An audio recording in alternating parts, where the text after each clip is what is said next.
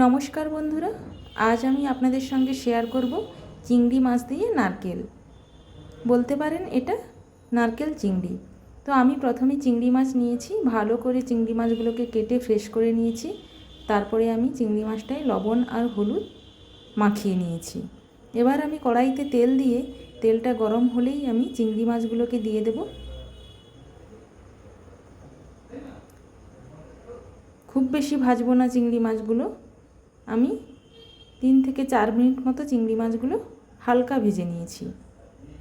আবার ওই কড়াইতে আমি সর্ষের তেল দিয়ে দিলাম বাটা পেঁয়াজ, টমেটো, কাঁচা লঙ্কা আর হলুদের গুঁড়ো আর লঙ্কার গুঁড়ো আর কেটে রাখা আলু আর 1 চামচ লবণ। তারপরে ভালো করে কষিয়ে নিয়ে আমি এখানে দেখুন নারকেলের দুধটা ঢেলে দিলাম। এখানে আমি একটা নারকেল নিয়েছি, একটা নারকেলের পুরোটাই আমি দিয়ে দিয়েছি। নারকেলটাকে আমি গ্রাইন্ডারে ভালো করে বেটে নিয়েছি, বেটে আমি দিয়ে দিলাম। তারপরে আমি ভাজা চিংড়ি মাছগুলোও এখানে দিয়ে দিয়েছি। এই দেখুন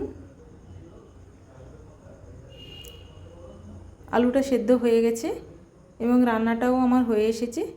এখানে আমি দিয়ে দিলাম 1 চামচ গরম মশলা।